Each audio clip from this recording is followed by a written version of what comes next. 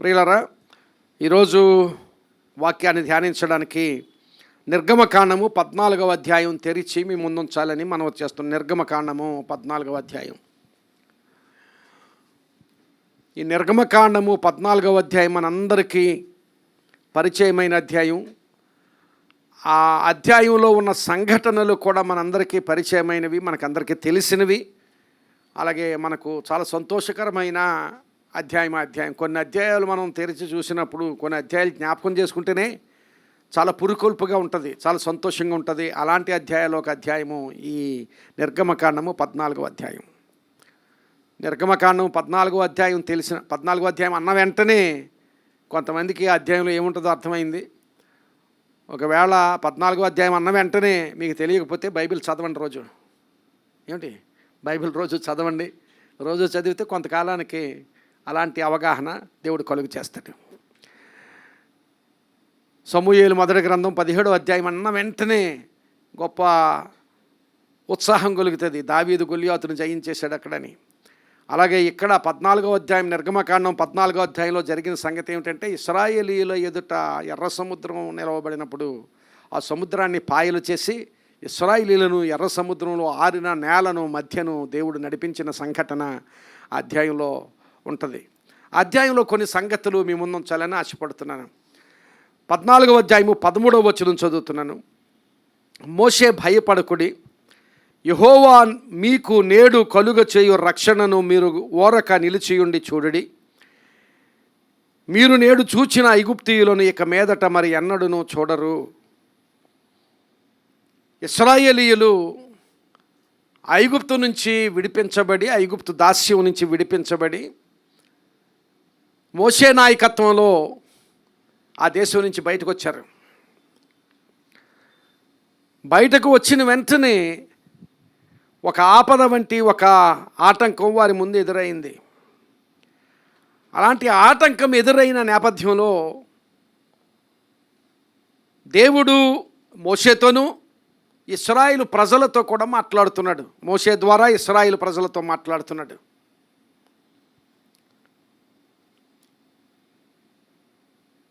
చాలా విపత్కరమైన పరిస్థితి. ఇంకొకటి ఏమిటంటే, చాలా కొన్ని 400 సంవత్సరాల పైబడి దాస్యంలో ఉంటే వాళ్ళు వారిని విడిపించి దేవుడు బయటికి తీసుకుని వస్తున్నాడు. బయటకు వస్తున్నామని సంతోషపడే తరుణంలో ఒక పెద్ద ఆటంకం. ఎలాంటి ఆటంకం అంటే ప్రాణ భయం కలిగించే ఆటంకం. అక్కడ ఆటంకం ఎదురైంది. అలాంటి సమయంలో దేవుడు మాట్లాడుతున్నాడు, భయపడకుడి, యెహోవా మీకు నేడు కలుగ చేయు రక్షణను మీరు ఓరక నిలుచుండి చూడుడి. మీరు నేడు చూచిన ఐగుప్తీయులను ఇక మీదట మరి ఎన్నడూను చూడరు అని. ప్రియులారా, ఒక ప్రక్క దేవుడు మమ్మల్ని విడుదల చేశాడు అనే సంతోషం, దేవుడు మమ్మల్ని విడిపించాడు, దాస్యం నుంచి మేము బయటకు వస్తున్నామనే సంతోషం. అలాంటి సంతోషంతో బయటకు వస్తున్నప్పుడు, బయటకు వచ్చిన వెంటనే వారికి ఒక ఫిజికల్ అబ్స్టకల్, భౌతికమైన ఆటంకం ఏర్పడింది. అదేమిటంటే, ఆ భౌతికమైన ఆటంకం వారికి ఎదురైంది. అదేమిటంటే ఎర్ర సముద్రం. సరే, ఎర్ర సముద్రం ఎదురైంది. ఎలా అని ఆలోచించుకునే సమయంలోనే వెనుక నుంచి ఫరో రాజు, ఐగుప్తు రాజు తన సైన్యంతో ఈ ఇశ్రాయేలీయులను తరుముకుంటూ వస్తున్నాడు. అలాంటి అడకత్తెరలో పడినట్లుగా, అంటే ఒక ప్రక్క సముద్రం ఉంది, మరొక ప్రక్క ఐగుప్తు రాజు సైన్యంతో ఇశ్రాయేలు ప్రజలను మరలా వెనక్కి దాస్యంలోనికి తీసుకుని వెళ్ళిపోవడానికి సైన్యంతో వస్తున్నాడు. అలాంటి పరిస్థితులు, అలాంటి విపత్కరమైన పరిస్థితులు, అంటే ఒక రకంగా చెప్పాలంటే ఇశ్రాయేలు ప్రజలకు that was a dead end situation for the Israelites. ఇశ్రాయేలు ప్రజలకు ఇక అది మా జీవితాలకు ఇక ఏమాత్రం కూడా విడుదల కలగదు అనుకుంటున్న సంఘటన. లేక మా జీవితాల్లో ఈ పరిస్థితి నుంచి మాకు రక్షణ విముక్తి కలగదు అనుకుంటున్న పరిస్థితి, అలాంటి పరిస్థితి, ద్వారాలన్నీ మూయబడిపోయాయి. ఒకవేళ ద్వారం తెరవబడింది, మేము బయటకు వచ్చాము అనుకుంటున్నామే కానీ కాదు, ద్వారాలన్నీ మూయబడిపోయాయి. ఒక ప్రక్క ముందుకు వెళ్దామంటే సముద్రం వెనుక ఫరో సైన్యం వస్తుంది కనుక ద్వారాలన్నీ మూయబడిపోయాయి అనుకుంటున్న సమయంలో దేవుడు కలుగు చేసుకుంటున్న స్థితి. ఈ వచనంలో మనకి చాలా ప్రస్ఫుటంగా కనబడే ఒక ఆలోచన ఏమిటంటే దైవిక ప్రమేయం కనిపిస్తుంది. గాడ్స్ ఇంటర్వెన్షన్, గాడ్స్ ఇంటర్ఫీరెన్స్ అంటాం, గాడ్స్ ఇంటర్వెన్షన్ అంటాం, డివైన్ ఇంటర్వెన్షన్. దేవుడు కలుగు చేసుకుంటున్నాడు ఆ పరిస్థితిలో, ఆ విపత్కరమైన పరిస్థితిలో, ఆ ఆపదలో. ఇక ఈ పరిస్థితి నుంచి నాకు విడుదల కలగదు, ఈ పరిస్థితి నుంచి నాకు విముక్తి లేదు, ఈ పరిస్థితిలో నాకు ఎవరు సహాయపడలేరు అనుకుంటున్న సమయంలో గాడ్ ఇంటర్వీన్స్. అక్కడ దేవుడు కలుగ చేసుకునే పరిస్థితి, అక్కడ దేవుడు తన ప్రమేయాన్ని, తన జోక్యాన్ని తను కలుగ చేసుకుని ఇశ్రాయేలు ప్రజలకు సహాయం పంపించిన స్థితి అక్కడ దేవుని వాక్యంలో చూడగలం. ప్రియులారా గమనించాలి, అక్కడ ఇశ్రాయేలు ప్రజలు ఈ దైవిక ప్రమేయం అనేది మీరు గమనించారో లేదో, నేను ఇంతకుముందు VBS గురించి సాక్ష్యం చెప్పాను. VBSలో దేవుడు చాలా అద్భుతమైన కార్యం, ఆ కార్యమంతటిలో దేవుని హస్తం మేము చూసాం, దేవుని ప్రమేయం చూసాం, దేవుని జోక్యం చూసాం, దేవుడు కలుగు చేసుకున్నాం. ఎందుకంటే నేను కానీ లేక మా టీచర్స్ కానీ లేకపోతే ఇదంతా సమకూర్చిన వారు కానీ అలాగూ ఆ VBS జరిగినట్లుగా జరిగించడానికి ఎవరికీ శక్తి సరిపోదు, కానీ దేవుడు ఆ కార్యం జరిగించాడు. దేవుని ప్రమేయం, దేవుని జోక్యం ఉంది, దేవుడు ఆ విషయంలో కలుగు చేసుకున్నాడు అనే విషయం చాలా ప్రస్ఫుటంగా నేను చూసిన తర్వాత ఈరోజు ఈ దేవుని ప్రమేయం, దైవిక ప్రమేయం అనే అంశంలో నిలవబడాలనే ఆశ కలిగింది. అందుకే ఈ వాక్యాన్ని మీ ముందు చెప్తున్నాను. దైవిక ప్రమేయం మన జీవితాల్లో కూడా ఆయా సమయాల్లో ఎర్ర సముద్రం లాంటి ఆటంకాలు ఎదురవ్వచ్చు, లేక మన జీవితాల్లో కూడా ఇక విడుదల కలుగదు అనుకుంటున్నట్లుగా ఈ ఫరో సైన్యం వంటి సైన్యం ప్రతికూలమైన పరిస్థితులు మనల్ని తరుముకుంటూ రావచ్చు.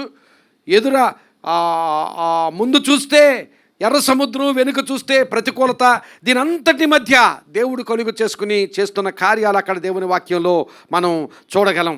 ఈ నిర్గమకాండంలోనే 14వ అధ్యాయంలోనే మొదటి 3 వచనాలు చదువుతున్నాను చూడండి. మొదటి వచనం, మరియు యెహోవా మోషేతో ఇలాగూ సెలవిచ్చెను, ఇశ్రాయేలీయులు తిరిగి పీహహీరోతు ఎదుటను, అనగా మిగ్దోలుకు సముద్రమునకు మధ్యనున్న బయల్సెఫోను ఎదుటను దిగవలెనని వారితో చెప్పుము.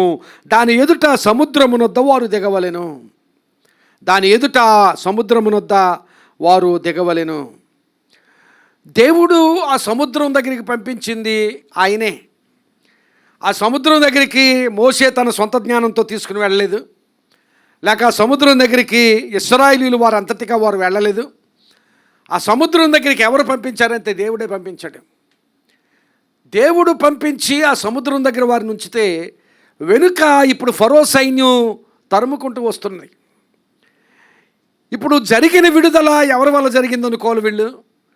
జరిగిన విడుదల అంతకుముందు దేవుడు ఎన్నో అద్భుతాలు చేసి, లేక ఆ ఫరో లేక ఐగుప్తు దేశం మీదకి ఎన్నో శ్రమలను పంపించి దేవుడు అద్భుతాలు చేసి వీరిని విడుదల చేశాడు అని అనుకుంటున్న సమయంలోనే వీరికి చాలా భయంకరమైన పరిస్థితి ఎదురైంది. ఇలాంటి పరిస్థితిలో వారు నిలవబడి ఆలోచన చేస్తుంటే ప్రియులారా గమనించాలి, ఒక ప్రక్క దేవుడు అక్కడికి నడిపించాడట, ఎక్కడికి? ఆ సముద్రం దగ్గరికి నడిపించాడు. కానీ చూసేవారికి, దాని గురించి ఆలోచించే వారికి ఏమనిపిస్తుందంటే 3వ వచనంలో చూడండి, ఫరో అనుకుంటున్నాడట, అంటే ఐగుప్తు దేశపు రాజు ఫరో ఇశ్రాయేలీయులను గూర్చి, వారు ఈ దేశంలో చిక్కుబడి ఉన్నారు, అరణ్యము వారిని మూసివేశానని అనుకొనును. దేవుడేమో ఆయనే ఆ చోటుకి పంపించాడు. ఆ చోటులో ఇశ్రాయేలీయులు ఉన్నారని ఐగుప్తు రాజు తెలుసుకొని, ఐగుప్తు రాజు అనుకుంటున్న ఆలోచన ఏమిటంటే ఆ స్థలంలో ఇశ్రాయేలీయుల నుండి చిక్కుబడి ఉన్నారు. They got trapped in that particular place. ఆ స్థలంలో ట్రాప్ అయ్యారు వాళ్ళు, ఆ స్థలంలో చిక్కుబడి ఉన్నారు. They were tangled in that place. వాళ్ళు చిక్కుబడి ఉన్నారు అని ఆ రాజు ఆలోచిస్తున్నాడు. వీళ్ళు ఇశ్రాయేలీయులు వారి గురించి ఆలోచించే ఆలోచన కూడా అదే. మేము చిక్కుబడి ఉన్నాం, మేము ముందు చూస్తే సముద్రం ఉంది, వెనక చూస్తే ఫరో సైన్యం తరుముకొస్తుంది, చిక్కుబడి ఉన్నామని. ప్రియులారా గమనించాలి, దేవుని కార్యాలు కొన్నిసార్లు మనకు అర్థం కావు. ఆ స్థలంలో నీవు నేను ఉన్నా నేను చిక్కుబడి ఉన్నానని అనుకుంటాను, అంతేకాదు. ముందు చూస్తే సముద్రం ఉంది, వెనుక చూస్తే ఫరో రాజ్యం, ఫరో సైన్యం తరుముకుంటూ వస్తుంది. ఆ పరిస్థితిలో నేను ఉన్నప్పటికీ కూడా, నేనున్నా నువ్వున్నా ఎవరు ఉన్నా ఏమనుకుంటామంటే చిక్కుపడ్డాం, వీఆర్ ట్రాప్డ్, మనం చిక్కులో పడ్డామని అనుకుంటాం. అదే అనుకున్నారు ఫరో, అదే అనుకున్నాడు, ఇశ్రాయేలు అదే అనుకున్నారు. కానీ దాని అంతటి వెనుక మరొక విషయం కనపడుతుంది. ఏమిటంటే అక్కడికి ఎవరు పంపించారంటే దేవుడే పంపించాడు. ఇలాంటి సంఘటనలో దేవుడు దాచి ఉంచిన మర్మాన్ని మనం అర్థం చేసుకోవాలి. కొన్నిసార్లు మనం చాలా విపత్కరమైన పరిస్థితిలో ఉంటూ ఉంటాం. ఈ పరిస్థితి నుంచి ఎవరు నాకు సహాయము చేయలేకపోతున్నారు, ఇక నా పరిస్థితి ఇంతే అనుకునే పరిస్థితిలోనికి వెళ్ళిపోతాం. కొన్నిసార్లు ద్వారాలన్నీ ముయ్యబడిపోయాయి, ఇంకెంత మాత్రం కూడా నా ముందు ద్వారాలు తెరవబడే పరిస్థితి లేదు అనుకునే పరిస్థితిలోనికి నెట్టబడతాం. అలాంటి పరిస్థితిలో ఉన్నప్పుడు వెంటనే మనకి ఈ పరిస్థితుల్లో నన్ను ఒకడు నెట్టేసాడని ఒకడి మీద నెట్టేస్తాం దాన్ని. ఎవడు మనకే ఉంటాడు వాడు, ఇంకెవరికి ఉండడు. క్రైస్తవులే అంటారు అస్తమాలు సాతాన్ అని. ఇంకెవరికైనా ఉంటాడండి సాతాన్ అన్నవాడు? ఇంకెవరికి ఉండడు, మనకే ఉంటాడు. ఎందుకంటే ఏదొచ్చినా వాడి మీదకి నెట్టేయచ్చు, మన బలహీనతలు కూడా వాడి మీద నెట్టేయచ్చు. అలవాటు మానలేకపోతున్నావు ఎందుకయ్యా అంటే సాతాను శోధించేస్తున్నాడండి. నువ్వు మానలేని అలవాటు పాపం వాడి మీద వాడేం చేస్తాడు? ఇంత విపత్కరమైన పరిస్థితి దగ్గరికి నడిపించింది ఎవరు అంటే దేవుడే నడిపించాడు. అక్కడ వాక్యం చెబుతుంది, 2వ వచనం చదువుదాం మరలా. ఇశ్రాయేలీయులు తిరిగి పేహహీరోతు ఎదుటను, అనగా మిగ్దోలుకు సముద్రమునకు మధ్యనున్న బయల్సెఫోను ఎదుటను దిగవలెనని వారితో చెప్పుము. దాని ఎదుట సముద్రమునొద్ద వారు దిగవలెను. అది ఆప్షన్ కూడా కాదు, ఆర్డరే. దేవుడు ఆర్డర్ చేశాడు, దేవుడు కమాండ్ చేశాడు, దేవుడు ఆజ్ఞ ఇచ్చాడు. ఏంటంటే మీరు అక్కడ దిగాలి, యు స్టే దేర్. ఎక్కడ పలానా చోట మీరు దిగండి అన్న చోట ఇప్పుడు ఆ చోటు ఆపద చోటులాగా కనిపిస్తోంది. దేవుని ఆలోచనలు దేవుని కార్యాలు మానవ ఆలోచనలకు అందం. అక్కడ చూడండి, నేను నోట్స్లో దేవుని కార్యాలు వర్సెస్ మానవ ఆలోచనలను పెట్టాను. దేవుని కార్యాలు మానవ ఆలోచనలకు దొరకవవి అందం. ఈ సముద్రం దగ్గరికి తీసుకుని వచ్చింది నన్ను దేవుడే, ఆ ఫరో సైన్యాన్ని కూడా రప్పిస్తుంది కూడా దేవుడే అని ఆలోచించే శక్తి ఏ మానవునికి ఉండదు. ఎవడో ఆలోచించలేడు. Who can think like that? దేవుడే నన్ను ఈ ఆపదలోనికి నడిపించాడు అంటాం కూడా బాగుండదు కదా. బాగుంటుందా? దేవుడు నన్ను ఈ ఆపదలోనికి నడిపించాడు అనడానికి ధైర్యం సరిపోదు. ప్రియులరా, ఈ చోటులోనికి ఎవరు నడిపించారు అని దేవుని వాక్యం చెబుతున్నాను. నేను అంటున్న మాట కాదు. అక్కడ దిగవలేను అని ఆజ్ఞ ఇచ్చి అక్కడ నిలబెట్టాడు దేవుడు. ఆయా సమయాల్లో అలాంటి విపత్కరమైన పరిస్థితుల్లో మనం ఉన్నప్పుడు అపవాదనని నెట్టేశాడు, లేకపోతే ఇంక ఇంతే అయిపోతున్నాను అనుకోకుండా ఆ అసాధ్యమైన స్థితి, ఇక ఎంతమాత్రం కూడా ఈ పరిస్థితి నుంచి నాకు విడుదల లేదు అనుకుంటున్న స్థితి దైవిక ప్రమేయానికి దేవుడు కలుగు చేసుకోవడానికి అదే ప్లాట్ఫామ్ అవుతుంది, అదే స్టేజ్ అవుతుంది, అదే వేదిక అవుతుంది. మనం దేవునిని అనుమతిస్తే, దేవునికి మన జీవితాలు మన పరిస్థితులు అప్పగించుకుంటే ఆ పరిస్థితుల్లోనే దేవుడు కలుగు చేసుకోవడానికి అదే ఒక స్టేజ్ అవుతుంది. అబ్రహామును విశ్వాసులకు తండ్రి అని పిలుస్తాం కదా. అబ్రహాము విశ్వాసులకు తండ్రి ఎందుకు అయ్యాడు అంటే అబ్రహాముకి 30 సంవత్సరాల వయసులోనే దేవుడు కొడుకునిచ్చేస్తే అబ్రహాం విశ్వాసులకు తండ్రి అయ్యి ఉండేవాడు కాదు కదా. అబ్రహాము సంతానము కలగని వయస్సులో అబ్రహాముకు 100 ఏళ్ల వయసులో 99 సంవత్సరాల వయసులో అబ్రహాముకు దేవుడు ఇస్సాకు అనే కుమారుని అనుగ్రహించి అలాంటి విశ్వాసాన్ని చూపిన స్థితిని బట్టి అబ్రహాముకు విశ్వాసులు తండ్రి అయ్యే ఘనతను దేవుడిచ్చాడు. అంత మాత్రమే కాదు, ఆ కార్యం వలన దేవుడు మహిమపరచబడ్డాడు కదా. 100 సంవత్సరాల వయసులో కుమారుడు పుట్టాడంటే అది దేవునికి, దేవుడుగా కార్యం చేశాడంటే దేవునికి మహిమ. 30 సంవత్సరాల్లోనే పిల్లోడు పుట్టేస్తే దేవునికి మహిమ కాదు కదా. అంటే అందరికీ అలాగే జరగాలని 100 సంవత్సరాలు వచ్చే వరకు మనకి పిల్లలు పుట్టొద్దని నా ఉద్దేశం కాదు, అది నా ఉద్దేశం కాదు. అంటే విపత్కరమైన పరిస్థితులలో ఇంకా ఎటు దిక్కుతోచని స్థితి, లేక ఎటు మార్గాలు లేవు, ద్వారాలన్నీ మూయబడిపోయాయి అనుకుంటున్న పరిస్థితుల్లో నీవు ఉంటే, అక్కడ దేవునికి నిన్ను నీవు అప్పగించుకుంటే ఆ పరిస్థితే దేవుడు గొప్ప కార్యం చేయడానికి వేదిక అవుతుంది అనేది దేవుని వాక్యం చూపిస్తుంది. దేవునికి స్తోత్రం చెప్దాం. హల్లెలూయా, హల్లెలూయా, హల్లెలూయా. అందుకనే యెషయా భక్తుడు అంటాడు, యెషయా భక్తుడు 43వ అధ్యాయం 2వ వచనంలో, నీవు జలములలో బడి దాటునప్పుడు నేను నీకు తోడై ఉంటాను. ఆ జలములే వద్దు ప్రభు అనేది మన ఫిలాసఫీ కదా. ఆ జలాలు ఎందుకు ప్రభు అని, ఆ ఎర్ర సముద్రం ఎందుకు ప్రభు అని, ఆ పీహహీరోత్ ఎందుకు ప్రభు, ఆ మిగ్దోల్ ఎందుకు ప్రభు, ఆ బయల్సెఫోన్ ఎందుకు ప్రభు, ఈ ప్రాంతాలన్నీ ఎందుకు ప్రభు, ఇవన్నీ నా జీవితంలో లేకుండా చేసే ప్రభు అనేది మన ప్రార్థన. కానీ God leads you some times to such situations. అలాంటి విపత్కరమైన పరిస్థితుల్లోనికి దేవుడు నడిపించడు. అంటే వాళ్ళ ఆలోచనలో అది విపత్కరమైన పరిస్థితి. ఆ విపత్కరమైన పరిస్థితి అంతటి వెనుక ప్రియులను గమనించాలి, అక్కడ ఆ అధ్యాయంలో ఎర్ర సముద్రం పాయలే చూస్తాం, కానీ దాని అంతటి వెనుక దేవుని ప్రణాళిక. ఇశ్రాయేలు ప్రజల చరిత్రలో ఒక గొప్ప ప్రణాళిక దేవునికి ఉంది. ఆ ప్రణాళికలో ఒక భాగం అదంతే. ఒక్కొక్కసారి కొన్ని సిచ్యువేషన్స్లో అప్పుడు ఉన్న పరిస్థితిని బట్టి చాలా ఇబ్బందులు ఉండి, కొన్నిసార్లు కొంతమంది అయితే యవనస్తులు ఆత్మహత్యలు చేసేసుకుంటున్నారు ఈ దినాల్లో. అప్పుడున్న పరిస్థితి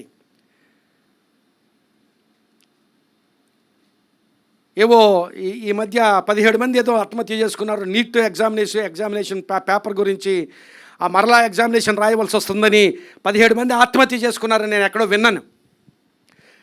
ప్రియులారా గమనించాలి, కొన్నిసార్లు అలాంటి సమస్యలు, అలాంటి విపత్కరమైన పరిస్థితులు మన జీవితాల్లో భాగం మాత్రమే. అది మన జీవితానికి అంతం కాదు.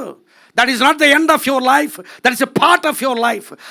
ఆ జీవితంలో ఆ భాగం ద్వారా దేవుడు ఏదో కార్యం చేయబోతున్నాడు నీ జీవితంలో.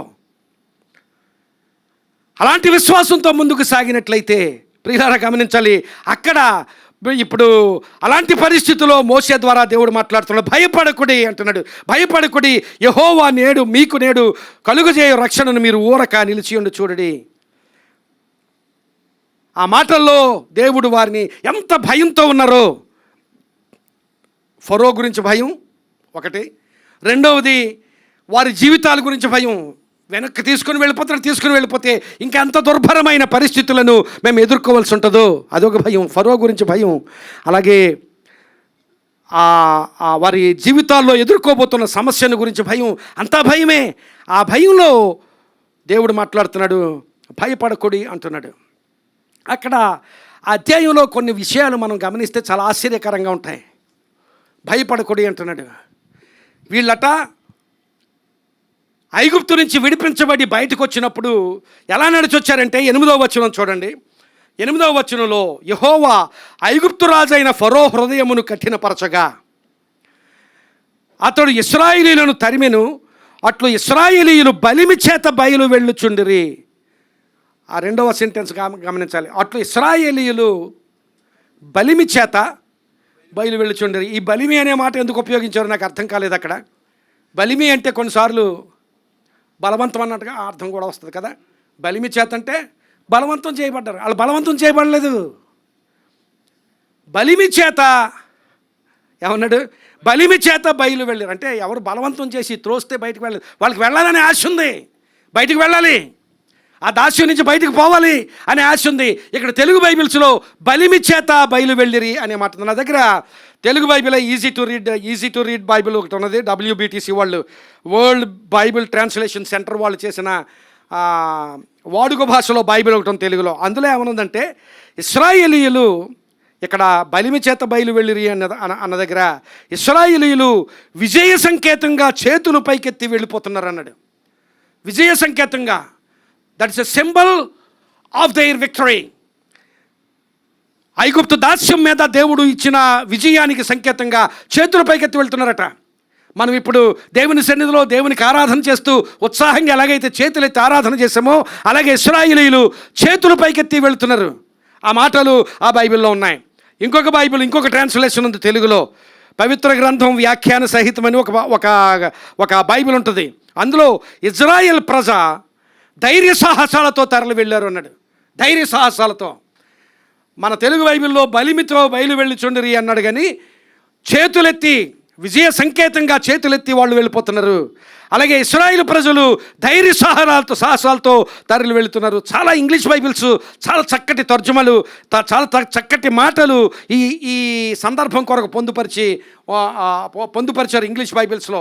కొన్ని ట్రాన్స్లేషన్స్ చాలా ఆ వచనం ఎందుకో చాలా అద్భుతమైన కొనటేషన్ ఉంది. అది తెలుగు బైబిల్లో అంత వివరంగా రాలేదు. న్యూ ఇంగ్లీష్ ట్రాన్స్లేషన్ అనే ఒక బైబిల్ ఉంది. ఆ బైబిల్లో ఆ వచనం అంతా చదవడం లేదు, కానీ ఆ మాట చదువుతున్నాను. Now the Israelites were going out defiantly అన్నాడు. తిరస్కరిస్తూ వెళ్ళిపోతున్నారట వాళ్ళు. ఎవరిని తిరస్కరిస్తూ? ఐగుప్తుని, ఐగుప్తు రాజుని, ఐగుప్తు దాస్యాన్ని, ఐగుప్తు వాళ్ళు అనుభవించిన శ్రమంతటిని తిరస్కరిస్తూ గొప్ప తిరస్కార భావంతో ఒక ప్రక్క విజయ సంకేతంగా చేతుల పైకెత్తి వెళ్తున్నారు, మరొక ప్రక్క తిరస్కార భావంతో. Now the Israelites were going out defiantly, తిరస్కార భావంతో. ఈ డెఫియెంట్లీ అనే మాట ఎక్కడ ఉపయోగించబడిందో అర్థమైతే మీకు ఇంకా బాగా అర్థమవుతుంది. గొలియాతు సవాలు చేస్తుంటే జీవము గల సైన్యములను తిరస్కరించుటకు అన్నమాట. జీవము గల దేవుని సైన్యములను తిరస్కరించుటకు ఈ సున్నతి లేని ఫిలిష్తీయుడు ఎంతటి వాడన్నప్పుడు ఆ తిరస్కరించుటకు అన్న దగ్గర డెఫీ అంటే అంత తిరస్కారంతో. అక్కడ ఆ మాట అర్థం చేసుకుంటే, అక్కడ దావీదు ఉపయోగించిన మాట అర్థం చేసుకుంటే ఈ తిరస్కారానికి అర్థం మనకు అర్థమవుతుంది. ఎలాంటి తిరస్కారం అంటే ఇక మరి ధైర్యంతో. Now the Israelites were going out defiantly. అది new English translation. New literary translation, new living translation అని ఒక బైబిల్ ఉంది. దానిలో the people of Israel who had left with fists raised in defiance అట. పిడికిలి బిగించి వాళ్ళు వెళ్ళే దానిలో వాళ్ళ మానసిక వైఖరి ఈ మాటల్లో మనకు అర్థమవుతుంది. వాళ్ళ మానసిక వైఖరి, their mental state when they were leaving the land of Egypt, when they were walking out the land of Egypt. వాళ్ళు అడుగులు వేస్తూ ఐగుప్తును విడిచిపెట్టి బయటికి వెళ్తున్నప్పుడు వాళ్ళ మానసిక వైఖరి పిడికిలు బిగించి వెళ్తున్నారట. పిడికిలు బిగించి. ఒక ఉదాహరణ చెబుతాను. పాకిస్తాన్తో క్రికెట్ ఆడుతున్నాం అనుకోండి. పాకిస్తాన్తో మనం ఎప్పుడు క్రికెట్ ఆడినా ఆటలాగా ఉండదు, అది యుద్ధంలాగా ఉంటుంది కదా. పాకిస్తాన్తో క్రికెట్ ఆడుతున్నాం అనుకోండి. మనం బౌల్ చేస్తున్నాం, వాళ్ళు బ్యాట్ చేస్తున్నారు. బ్యాటింగ్ చేసేవాడు ఎవడో మంచి బ్యాట్స్మెన్, వాడు చాలా రన్స్ కొట్టేస్తున్నాడు, 100 దగ్గరికి వెళ్ళిపోతున్నాడు. చివరికి వాడు 100 దగ్గరికి వస్తున్నప్పటికీ మన బౌలరు బాల్ వేసి వికెట్ పడగొట్టాడు అనుకోండి. వాడు ఎలాంటి అనుభూతిని బౌల్ చేసిన వాడేంటి, మిగిలిన ఇండియన్ టీమేట్ ఎలాంటి అనుభూతిని పొందుకుంటారు. వాళ్ళు ఫిస్ట్స్ బిగించి, పిడికిలు బిగించి ఆ విజయాన్ని పిడికిలు బిగించడంలో మానసిక వైఖరి. ఈ పిడికిలు బిగించడం అనేది మామూలుగా జరగదండి. అది మానసిక, నీకు తెలియకుండానే బిగిస్తావు పిడికిలి. అది నీ మానసిక వైఖరిని చూపిస్తుంది. వీళ్ళు పిడికిలు బిగించి జయ సంకేతంతో చేతులు పైకెత్తి బయటికి వెళ్తున్నారట. అలాంటి ఆశ్చర్యకరమైన ధైర్యంతో, తిరస్కారంతో, చాలా విజయ సంకేతంగా వాళ్ళు బయటికి వెళ్తున్నారు. యాంప్లిఫైడ్ బైబిల్లో అయితే ఇంకొక మాట అన్నాడు, they were leaving confidently and defiantly. నమ్మకంతో, చాలా గొప్ప నమ్మకంతో, తిరస్కార భావంతో వాళ్ళు వెళ్తున్నారట. నాకు బాగా ఇష్టమైన ఒక ట్రాన్స్లేషన్ నేను ఎక్కువ రిఫర్ చేస్తుంటాను. ట్రీ ఆఫ్ లైఫ్ వెర్షన్ అని ఒకటి ఉంది. అది డైరెక్ట్గా హీబ్రూ భాష నుంచి, అంటే మిగిలిన హీబ్రూ భాష నుంచి ట్రాన్స్లేట్ చేయలేదు అనడం లేదు, కానీ హీబ్రూ భాషకు దగ్గరగా ఉంటుంది. ఆ ట్రాన్స్లేషన్లో అన్నాడు, అందులో ఆ మాటలు కూడా కొంచెం హీబ్రూ మాటలు ఉంటాయి. For Benny Israel vent out with a high hand అన్నాడు. బెనీ ఇజ్రాయిల్ అంటే ఇశ్రాయేలు పిల్లలని, ఇశ్రాయేలీ చిల్డ్రన్ ఆఫ్ ఇజ్రాయిల్ అన్నట్టుగానే. ఇశ్రాయేలీయులు they went out with high hand. High hand అంటే పై చేయిగా ఉండి వెళ్ళారట. అంటే అక్కడ మరి ఫరో చెప్పబడ్డాడు. ఎందుకంటే 10 శ్రమలు, అందులో చివరి శ్రమ ఆయన కొడుకు కూడా చనిపోయాడు. చివరి శ్రమ ఏమిటి? జ్యేష్ఠులు చనిపోతున్నారు, ఇంట్లో పెద్ద పిల్లలు చనిపోతున్నారు, ఇంట్లో మొదటి సంతానం చనిపోతున్నారు, పశువులు మొదటి సంతానం పశువులు చనిపోతున్నాయి, మొదటి సంతానం పిల్లలు చనిపోతున్నారు. ఇంకా ఆ శ్రమకు ఇక ఫరో తగ్గాడు. ఇప్పుడు హై హ్యాండ్ ఎవరిది వచ్చింది? పై చేయిగా ఉండి బయలుదేరారట. They were Bene Israel went out with a high hand అని కామన్ ఇంగ్లీష్ బైబిల్ ఉన్నది. అందులో అయితే who were leaving Israelites who were leaving confidently, నమ్మకంతో, ఇంత చక్కటి అనుభవంతో వాళ్ళు బయటికి వెళ్తున్నారు. ధైర్యంతో, విజయ సంకేతంతో, తిరస్కార భావం. ఎవరి తిరస్కారం? ఎవరి పట్ల తిరస్కారం? ఐగుప్తీయుల పట్ల, ఐగుప్తు జాతి పట్ల, ఐగుప్తు రాజు పట్ల తిరస్కార భావంతో, విజయ సంకేతంతో చేతులు పైకెత్తి పిడికిలు బిగించి ధైర్యంతో బయటికి వెళ్తున్నారు. అలాంటి ధైర్యం వాళ్ళకు ఉంది. మోసే ఏమంటున్నాడు? భయపడకండి అంటున్నాడు. అది అబ్జర్వ్ చేయవలసింది, గమనించవలసింది ఏమిటి? ఇంత ధైర్యంగా, ఇంత తిరస్కారంతో, ఇంత విజయ సంకేతంతో వాళ్ళు అంత ఉత్సాహంగా బయటికి వెళ్తుంటే 8వ వచనంలో అలాంటి సూచనలు కనిపించాయి. అయితే 9వ వచనంలో జరిగింది ఏంటంటే, ఐగుప్తీయులు అనగా ఫరో రథముల గుర్రములన్నీయు, అతని గుర్రపు రౌతులు, అతని దండును వారిని తరిమి బయల్సెఫోను ఎదుటనున్న పీహహీరోతునకు సమీపమైన సముద్రము దగ్గర వారు దిగి ఉండగా వారిని అదంతా తారుమారైపోయింది. ఇప్పుడు నేను చెప్పాను చూడండి, ఎంతసేపు ఈ పిడికిలు బిగించింది, ఈ జయ సంకేతంగా చేతులు పైకెత్తింది, తిరస్కార భావంతో వచ్చింది. ఏమిటి ఇదంతా పోయింది. ఇప్పుడు ఈ ఐగుప్తీయులు ఫరో రాజు రథాలన్నిటినీ కొన్ని వచనాల అధ్యాయంలో చేత 600 రథాలు ఉన్నాయట. అద్భుతమైన రథాలు, 600 రథాలు వచ్చేసారు ఇప్పుడు. అలాగే ఆ రౌతులు, ఆ గుర్రములు, అవన్నీ ఆ సైన్యం అంతా వచ్చి వీరిని పట్టుకోవడానికి వచ్చినప్పుడు అక్కడ ఎంత చూడండి, మన మెంటల్ స్టేట్ మారిపోవడానికి ఒక్క క్షణం పట్టదు.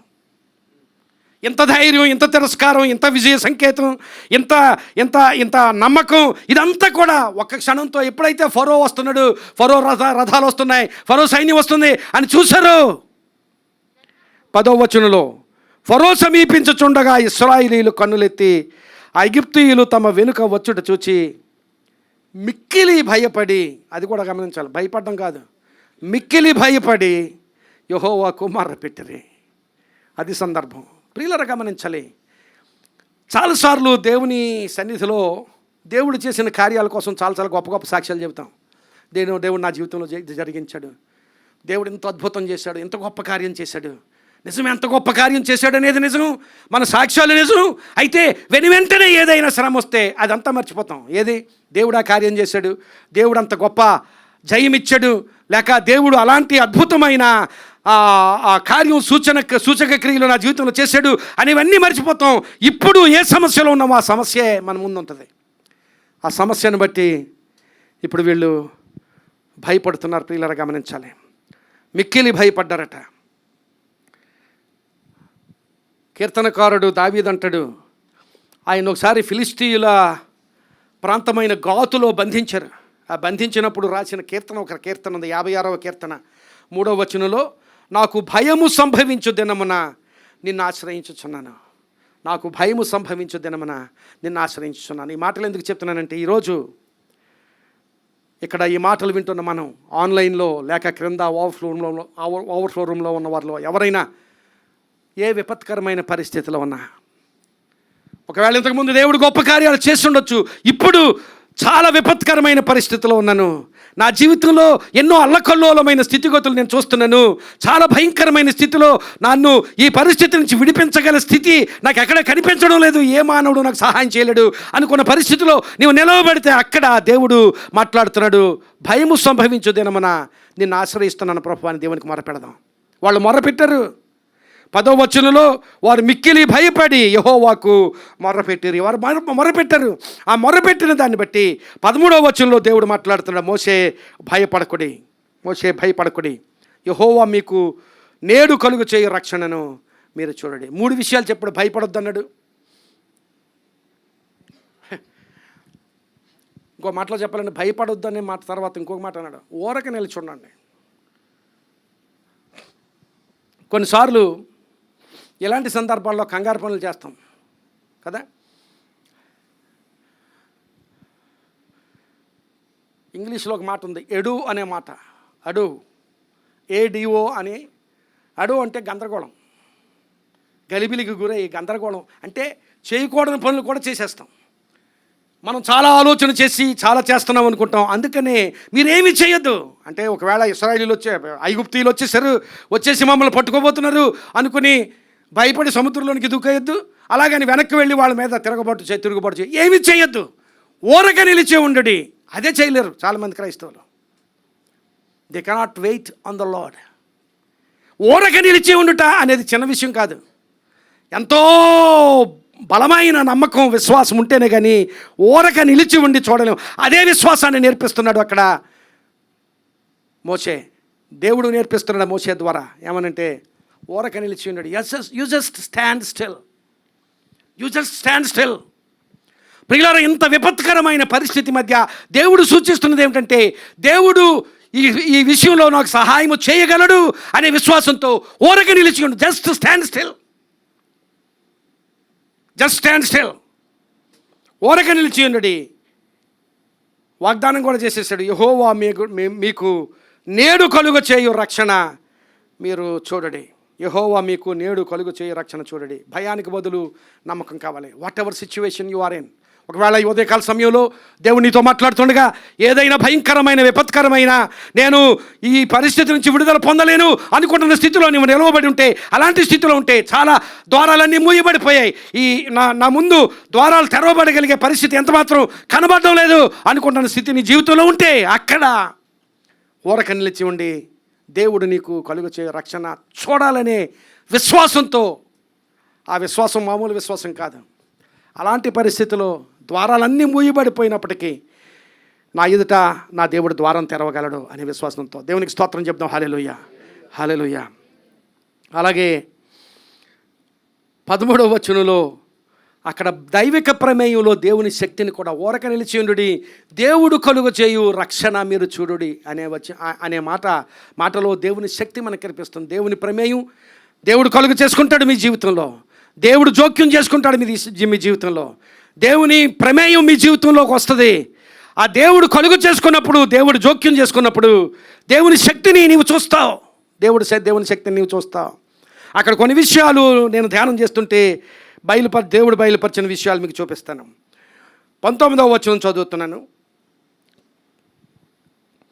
అప్పుడు ఇశ్రాయేలీయుల ఎదుట, ఇంకొక విషయం ఏంటంటే 13వ అధ్యాయంలోనే అంతకుముందు అధ్యాయంలోనే దేవుడు ఏం చెప్పాడంటే, వారిని విడుదల చేస్తున్నప్పుడు నేను పగటి వేళ మీకు మేఘస్తంభంగా ఉంటాను, రాత్రి వేళ అగ్నిస్తంభంగా ఉంటాను. అంటే నా సన్నిధి నిరంతరం ఉండదు. అంటే 24/7. ఏదో ఒక టైంలో పగలు కదా పర్వాలేదు అనలేదు.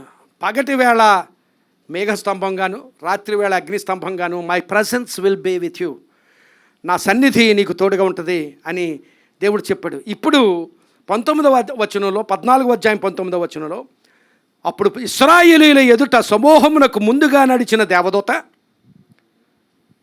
వారి వెనుకకు పోయి వారిని వెంబడించాను. అర్థం చేసుకోవాలి, ఇశ్రాయేలీయులు అన్ని లక్షల మంది నడుస్తున్నారు. అంతవరకు ముందుగా నడిచింది. ఎందుకంటే ఐగుప్తు నుంచి బయటికి తీసుకొస్తుంది ఈ దేవదూత. ఈ దేవదూత ఐగుప్తు నుంచి బయటికి తీసుకొస్తున్నప్పుడు ముందుగా నడిచాడు అంతవరకు. ఆ తరువాత ఇప్పుడు ఇక్కడ ఈ విపత్కరమైన పరిస్థితిలో వీళ్ళు వచ్చారు, భయపడ్డారు, మొరపెట్టారు. దేవుడు వాగ్దానం ఇచ్చాడు, యెహోవా ఇచ్చు రక్షణ మీరు చూస్తారన్నాడు. ఇప్పుడు ఆ దేవదూత వెనక్కి వచ్చేసిందట. దేవదూత ఆ మాటగా మరలా చదువుతున్నాను. ఇశ్రాయేలీయుల ఎదుట సమూహమునకు ముందుగా నడిచిన దేవదూత వారి వెనుకకు పోయి వారిని వెంబడించెను. ఇంతకుముందు నడిపించిన దూత ఇప్పుడు వెంబడిస్తున్నాడు. దూత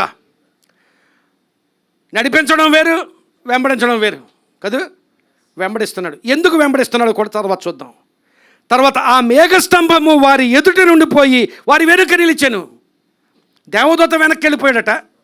మేఘస్తంభం వారికి ముందుగా ఉండి, మేఘస్తంభం కేవలం నేడవడానికి మాత్రమే కాదు, మేఘస్తంభం వారిని నడిపించడానికి. మేఘస్తంభంలో దేవుని సన్నిధి. ఆ మేఘస్తంభం వారికి ముందుగా ఉండి నడిపించే మేఘస్తంభం అది. ఆ మేఘస్తంభం కూడా వెనక్కి వెళ్ళిందట. దేవదూత వెనక్కి వెళ్ళాడు, మేఘస్తంభం వెనక్కి వెళ్ళింది. 20వ వచనం చూడండి. దేవదూత మేఘస్తంభం ముందు నుండి వెనక్కి వెళ్ళిపోయారట. ఇప్పుడు 20వ వచనంలో అది ఐగుప్తీయుల సేనకు ఇశ్రాయేలీయుల సేనకు నడుమ ప్రవేశించాను. ఎందుకంటే వెనక వాళ్ళు వస్తున్నారు. దేవదూత లేక ఆ మేఘస్తంభం ముందుడిపోతే ఇశ్రాయేలీయుల పరిస్థితి వల్నరబులే కదా. ఇప్పుడు ఎన్ని వేల మంది వెళ్తున్నారు. ముందుండు దేవదూత ముందున్నాడు, అలాగే మేఘస్తంభం ముందుంది. ఈ లోపల వెనక నుంచి ఫరో సైన్యం తరుముకు వస్తున్నాడు కనుక ఈ ఫరో సైన్యం తరుముకు వస్తున్నప్పుడు ఆ ముందున్న దేవదూత, ముందున్న మేఘస్తంభం, ఈ సైన్యం ఈ ఇశ్రాయేలీయులు వెనక భాగంలోకి వచ్చారు. ఎందుకంటే వెనక వాడు తరుముకు వస్తున్నాడు, శత్రువు తరుముకు వస్తున్నాడు. దేవుని కోపదల, ఎంత కోపదల! దేవునికి స్తోత్రం చెబుదాం. హల్లెలూయా, హల్లెలూయా. ఆ ఆపదలో ఉన్నను నన్ను ఎవడు రక్షించలేడు అనుకుంటావు, అక్కడ ఉంటాడు దేవుడు, అక్కడ ఉంటాడు. ఆ ఫరోకి నిన్ను దొరకనివ్వడు, ఐగుప్తీయులకి నిన్ను దొరకనివ్వడు. దేవుడు అక్కడికి చేరతాడు, వెనుకకు చేరి. అంతవరకు ముందు నడిపించిన వాడు దేవుడు వెనుకకు చేరి ఫరో చేతికి నిన్ను అప్పగించకుండా ఉండడం కోసం ఆయన వెనుకకు చేరి, దేవుని ప్రమేయంలో శక్తి అది, నువ్వు ఊహించలేవు. ఈ ప్రణాళిక ఇదంతా నీ ఆలోచనలోనికి రాదు. ఇప్పుడు ఐగుప్తీయులకు అలా జరిగినందువల్లట 24వ వచనంలో మరొక మాట ఉంటుంది. 20వ వచనంలోనే అది ఐగుప్తీయుల సేనకు ఇశ్రాయేలు సేనకు నడుమ ప్రవేశించెను. అది మేఘము గనుక వారికి చీకటి కలిగింది. ఎవరికి? ఐగుప్తీయులకి ఫరోకి చీకటి కలిగింది. కానీ రాత్రి అది వీరికి వెలిగిచ్చెను. వారికి చీకటట, వీరికి వెలుగట. దేవుని కృప, దేవుని కోపద ఎంత గొప్పది. వారికి చీకటి, వీరికి వెలుగు. ఆ స్తంభం మనం చిన్నప్పుడు నేను చదివేటప్పుడు ఆ వాక్యం చదువుతున్నప్పుడు అనుకునేవాడిని, అగ్నిస్తంభం ఒకటి అంతే కదా, మరి అలాగే అర్థమవుతుంది చిన్నప్పుడు. అగ్నిస్తంభం ఒకటి, రాత్రి వచ్చేటప్పటికి అగ్నిస్తంభం వచ్చేది, పగలు వచ్చేటప్పటికి దేవుడు అగ్నిస్తంభాన్ని తీసేసి మేఘస్తంభం పంపించేవాడు. ఇప్పుడు ఒకే స్తంభం నుంచి అవతల వాడికి చీకటి, యువతల వాడికి వెలుగు. ఒకే స్తంభం, దేవుని సన్నిధి. ఆ దేవుని సన్నిధిలో శత్రువుకు అపజయము, నీకు జయము కలుగు చేయడానికి దేవుడు అగ్నిస్తంభంలో, మేఘస్తంభంలో వెనుకకు వచ్చిన దేవుడు. దేవునికి స్తోత్రం చెబుదాం. ముందున్న దేవుడు వెనక్కి వెళ్ళిపోతే భయపడతాం మరలా, కానీ ఆ వెనుకకు వెళ్ళడంలో కూడా ప్రణాళిక ఉన్నదా దేవునికి ఒక ఆలోచన ఉంటుంది.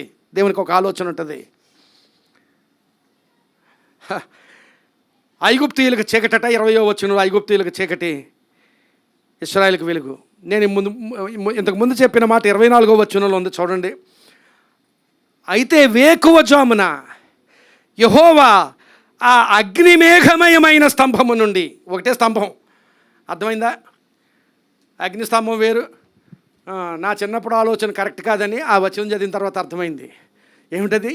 అగ్నిమేఘమైన స్తంభం, ఒకటే స్తంభం. ఆ స్తంభంలో రాత్రి అగ్నిస్తంభం అవుతుంది, అది పగలు మేఘస్తంభం అవుతుంది. అది అవసరమైతే అవతల వాడికి మేఘస్తంభం అవుతుంది, నాకు అగ్నిస్తంభం అవుతుంది. దేవునికి స్తోత్రం, హల్లెలూయా. దేవుని కాపుదలది, దేవుని కార్యం అది. దేవుని ప్రమేయంలో దేవుని శక్తి అలా వ్యక్తమవుతుంది, నీవు ఊహించలేవు. You cannot imagine, you cannot think about it, you cannot imagine about it, you cannot even pray about it. నాకు అలాగ కావాలి ప్రభు అని ప్రార్థన కూడా చేయలేదు. నీకు ఆలోచన ఉంటే కదా ప్రార్థన చేయడానికి, నీకు ఆలోచన ఉంటే కదా ప్రార్థన చేయడానికి. అలాంటి దేవుని శక్తి. జకర్యా గ్రంథంలో జెరుబ్బాబెలు గురించి శక్తి చేత కాదు, బలము చేత కాదు, దేవుని ఆత్మ చేత. అక్కడ ఉంటుంది ఆ తర్వాత వచనంలో, ఓ జెరుబ్బాబెలు నిన్ను అడ్డగించుటకు ఓ గొప్ప పర్వతమా, జెరుబ్బాబెలును అడ్డగించుటకు నీవెంత మాత్రపు దానవు అన్నాడు. జెరుబ్బాబెలు ముందు ఒక పర్వతం ఉంది. ఆ పర్వతం ఫిజికల్ పర్వతం కాదు, మన కైలాసగిరి లాంటి పర్వతం కాదు, అది పరిపాలకులనే పర్వతం. అక్కడ వ్యతిరేకత, అక్కడ సమాజంలో ఈ జెరుబ్బాబెలు నాయకత్వంలో అక్కడ మందిరం నిర్మించబడాలి. ఆ మందిరం నిర్మించబడడానికి వ్యతిరేకత ఉంది, ప్రజల నుంచి వ్యతిరేకత ఉంది, పరిపాలకుల నుంచి వ్యతిరేకత ఉంది, ఫిజికల్ అబ్స్టెకల్స్ ఉన్నాయి, అన్నీ ఉన్నాయి. ఫిజికల్ అబ్స్టెకల్స్ ఉన్నాయి, పొలిటికల్ అబ్స్టెకల్స్ ఉన్నాయి, సోషల్ అబ్స్టెకల్స్ ఉన్నాయి. ఆ ఆటంకాలన్నిటినీ, సామాజిక, రాజకీయ, భౌతిక ఆటంకాలన్నిటినీ ఒక పర్వతంగా చూపిస్తున్నాడు. ఓ పర్వతమా, జెరుబ్బాబెలును అడ్డగించడానికి నువ్వెంత మాత్రపు దానవు. ఈ దినాన్ని నీ గురించి కూడా దేవుడు ఆ మాట మాట్లాడదాం. ఓ పర్వతమా, కోటేశ్వరరావు గారిని అప్పగించడానికి నువ్వెంత మాత్రపు దానవు. లేక ఓ పర్వతమా వెంకటరావు గారిని అప్పగించడానికి నీవెంత మాత్రపు దానం, ఓ పర్వతమా ఫలానా నా కుమార్తెను అడ్డగించడానికి నీవెంత మాత్రపు దానమని దేవుడు ఆ సమస్యతో మాట్లాడుతాడు. నీ సమస్యతో నీ సమస్యతో నీ సమస్యతో నీ సమస్యతో మన సమస్యలతో దేవుడు మాట్లాడగలడు. జెరుబ్బాబెలుకు ఆటంకమైన ఆ సమస్యతో దేవుడు మాట్లాడాడు. ఈరోజు నీ సమస్యతో దేవుడు మాట్లాడుతున్నాడు. దేవునికి స్తోత్రం చెప్తాం. హల్లెలూయా, హల్లెలూయా, హల్లెలూయా. ప్రియులరా, దేవుని శక్తి, దేవుని ప్రమేయం మన జీవితాల్లో చోటు చేసుకుంటే, మన సమస్యల్లో మన పరిస్థితుల్లో దేవుని ప్రమేయం చోటు చేసుకుంటే, ఆ దేవుని ప్రమేయంలో, దైవిక ప్రమేయంలో దేవుని శక్తిని చూస్తాం. ఆ తర్వాత 30వ వచనం 31వ వచనం త్వరగా చదువుతాను. ఆ దినమున యెహోవా ఐగుప్తీయుల చేతుల నుండి ఇశ్రాయేలును రక్షించెను. ఇశ్రాయేలీయులు చచ్చిన ఐగుప్తీయులను సముద్ర తీరమున చూచిరి. యెహోవా ఐగుప్తీయులకు చేసిన గొప్ప కార్యమును ఇశ్రాయేలీయులు చూచిరి. కనుక ఆ ప్రజలు యెహోవాకు భయపడి యెహోవా యందును ఆయన సేవకుడైన మోషే యందును నమ్మకముంచరి. ఐగుప్తీయులందరినీ సముద్రంలో ముంచి వేశాడు దేవుడు. మనకు ఆ ఉదంతమంతా తెలుసు, అదంతా వివరించడం లేదు. ఆ జరిగిన తర్వాత జరిగిన సంగతి ఏమిటంటే, వాళ్ళందరూ ఐగుప్తీయులు చనిపోవడం చూశారు. వీళ్ళు సముద్రాన్ని దాటారు. అక్కడ 15వ అధ్యాయం 1వ వచనంలో మోషేయు ఇశ్రాయేలీయులను యెహోవాను గూర్చి ఈ కీర్తన పాడిరి. యెహోవాను గూర్చి గానము చేసేదను. ఆయన మిగులు అతిశయించి జయించెను. గుర్రమును దాని రౌతును ఆయన సముద్రంలో పడద్రోసెను అని ఆ అధ్యాయం అంతా 21వ వచనం వరకు ఒక గొప్ప ఆరాధన. ప్రియులరా, దేవుడు మన జీవితాల్లో ఇచ్చిన జయాన్ని బట్టి మనం ఆరాధన చేయాలి. All that led to worshipping God. ఆ ఉదంతమంతా చివరికి దానికి ముగింపు ఏమిటంటే ఆరాధన. దానికి ముగింపు, ఆ ఉదంతమంతటికి ముగింపు, అసలు హైలైటింగ్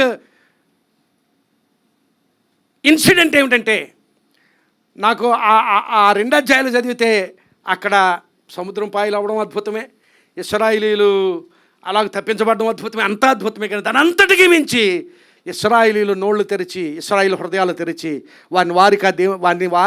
వారిని వారిగా దేవునికి అప్పగించుకుంటూ మోషే నాయకత్వంలో వాళ్ళ హృదయాలు తెరిచి దేవుని ఆరాధన చేశారట. ఆ 21వ వచనం వరకు దేవుని ఆరాధన. దినవృత్తాంతముల 2వ గ్రంథం 20వ అధ్యాయంలో యెహోషాపాతు కూడా యుద్ధం చేశాడు. 3 రాజుల సైన్యాలతో యుద్ధం చేశాడు. యుద్ధం చేశాడంటే యుద్ధం చేయకుండా ఆయన కూడా యుద్ధం చేయలేదు. దేవుడే జయమిచ్చాడు. ఆ యుద్ధంలో జయమిచ్చిన తర్వాత 26వ వచనం నుండి దినవృత్తాంతముల 2వ గ్రంథం 20వ అధ్యాయము 26వ వచనం చూస్తే త్వరగా చదువుతాను ఆ వచనాలు. 4వ దినం అంటే 3 రోజులట యుద్ధం జయించేసిన తర్వాత ఆ సవాలు మీద ఉన్న బంగారం, ఆ సవాలు మీద ఉన్న ఆ వెండి, ఆ ఆస్తినంతటిని పోగు చేసుకోవడానికి 3 రోజులు పెట్టిందట. ఎంత జయమో చూడండి. అంతే, ఎంతమంది చనిపోయి ఉంటారో, ఎంతమందిని జయించారో అదంతా పోగు చేసుకోవడానికి 3 దినాలు పట్టిన తర్వాత 3 దినాలు పోగు చేసుకున్నంత ఎవడికి దొరికిందో వాడు పోగు చేసుకుని 4వ దినమున వారు బెరాకాలోయలో కూడిరి. అక్కడ వారు యెహోవాకు కృతజ్ఞతాస్తుతులు చెల్లించినందున నేటి వరకును ఆ చోటికి బెరాకాలోయ అని పేరు. ఈ యెహోషాపాతు యుద్ధంలో జయించినప్పుడు వీళ్ళు ఎందుకు ఆరాధన చేశారో నాకు చాలా కారణాలు కనపడుతున్నాయి. జయం ఒక కారణమైతే బోల్డంత దొరికింది కదా, బోల్డంత దొరికింది. ఒకరోజు కాదు, 3 రోజులు పోగేశాను. మరి స్తుతించకుండా ఏం చేస్తాం? ఆరాధన. ఎలాగున యెహోవా వారి శత్రువుల మీద వారికి జయం అనుగ్రహించి వారిని సంతోషపరిచను కనుక యెరూషలేమునకు ఉత్సవముతో మరలవలెనని యోధావారును యెరూషలేము వారును వారందరికీ ముందు యెహోషాపాతును సాగి వెళ్ళిరి. వారు యెరూషలేములోనున్న యెహోవా మందిరమునకు స్వరమండలములను సితారాలను వాయించుచు బోరలు ఊదుచు వచ్చిరి. ఇశ్రాయేలీయుల శత్రువులతో యెహోవా యుద్ధము చేసెను. అది ఇశ్రాయేలీయుల శత్రువులతో యెహోవా యుద్ధము చేసెనని దేశముల రాజ్యముల వారందరూ వినగా దేవుని భయము వారి మీదకి వచ్చెను. ఈ ప్రకారము దేవుడు చుట్టూనున్న వారిని జయించి అతనికి నెమ్మది అనుగ్రహింపగా యెహోషాపాతు రాజ్యము నిమ్మలముగా ఉండెను. దేవుడు ఒక కార్యం చేస్తే అది ఎలాగూ ముగించాలంటే మనం ఒక మాట ఉపయోగిస్తాం తెలుగులో, మీకు ఎప్పుడైనా తెలుసు, మొగతాయింపు అంటాం. డ్రమ్స్ వాయించేవాళ్ళు పాట అంతా ముగించిన తర్వాత ఒక రౌండ్ వేస్తారు, దాన్ని మొగతాయింపు అంటారు. ఫైనల్ టచ్ అనమాట. ఆ ఫైనల్ టచ్ పడితే చాలా బాగుంటుంది, చాలా అందం వస్తుంది. ఈ జయానికి, ఈ మేలుకి, ఈ కార్యమంతటికీ కూడా ముగతాయింపు ఏంటంటే ఆరాధన. ఆరాధన, దేవుణ్ణి ఆరాధించడం, దేవుణ్ణి ఆరాధించడం. యెహోషాపాతు గమనించాలి, యుద్ధం జయం పొందిన తర్వాత మాత్రమే కాదు, యుద్ధం ముందు కూడా దేవుణ్ణి ఆరాధించాడు. యుద్ధానికి వెళ్ళక ముందు కూడా దేవుణ్ణి ఆరాధించాడు. యేసుక్రీస్తు ప్రభు ఒక మాట అన్నాడు, మీరు చూచి నమ్మిరి, చూడక నమ్మిన వారు ధన్యులు. జయం వచ్చిన తర్వాత ప్రతివాడు ఆరాధన చేస్తాడు. జయానికి ముందు ఆరాధన చేద్దాం. పౌలును శీలను జైల్లో పెడితే జైలు నుంచి విడుదల పొందినప్పుడు ఆరాధన చేయడం కాదు, జైల్లో ఉండగానే, శ్రమలో ఉండగానే ఆరాధన చేశారు. ఇప్పుడు ఆ పని చేద్దాం. మనం దేవుని సన్నిధిలో ఆరాధన చేస్తూ దేవునికి మన సమస్యలను, మన ఐగుప్తులను దేవునికి అప్పగించుదాం, మన ఎర్ర సముద్రాలను దేవునికి అప్పగించుదాం, మన శత్రు స్థితిని దేవునికి అప్పగించుదాం, మన ఆటంకాలను దేవునికి అప్పగించుదాం, మన మూయబడిన స్థితిని దేవునికి అప్పగించుదాం. దేవునికి ఆరాధన చేద్దాం. దేవుడు మార్గాలు తెరుస్తాడు, దేవుడు ద్వారాలు తెరుస్తాడు. అందరం లేచి నిలబడదాం. అందరం లేచి నిలబడి ఉండగా దేవుని సన్నిధిలో ఆరాధన చేద్దాం.